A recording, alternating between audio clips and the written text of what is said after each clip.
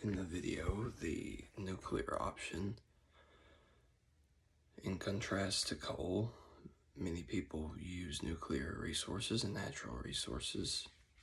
for their power, such as wind and solar energy. But a lot of questions have risen from this because some people wonder, if there's no wind or the sun does not shine, then how does this power come about and how is it available for the people? There are many different problems that come with nuclear ways of power, and there can be many different explosions and nuclear disasters, such as the Fukushima nuclear disaster, which risen in a big earthquake at 7.9 and caused many different hydrogen gas explosions, which all of these were emitted into the atmosphere and can damage the environment in negative ways and destroy many layers in the atmosphere. After nuclear fallouts, many scientists and engineers wonder whether the problem or task at hand will get back onto its feet. In my opinion, I feel like this is becoming more of a beneficial topic for people across America, as more are relying on these types of power and energy, for example, their homes, businesses, and certain types of infrastructure.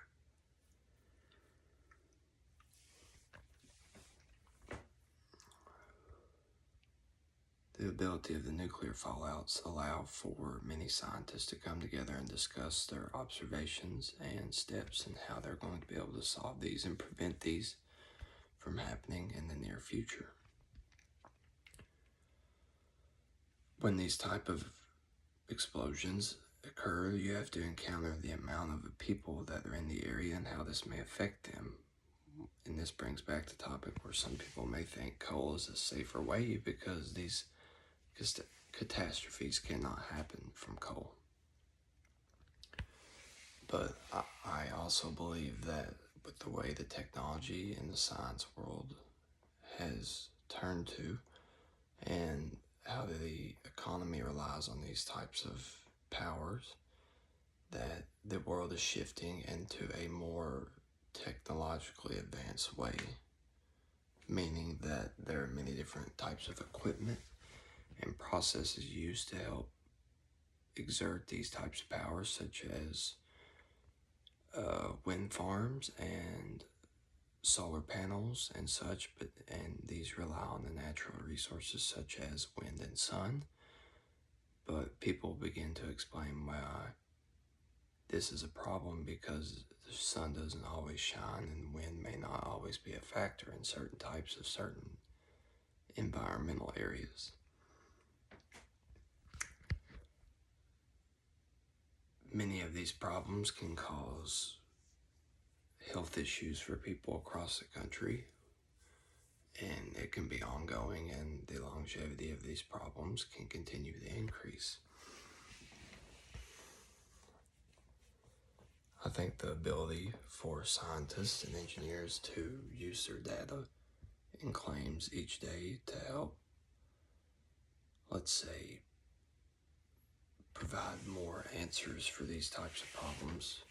is what leads to these new discoveries in the technological world, because of the amount of science brains and intelligence within the science communities. This allows for these problems to be taken care of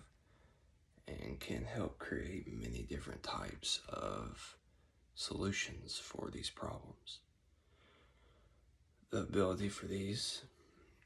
nuclear options also makes some people think that the land and the regions of certain areas may not be destroyed, like in terms of coal mining, where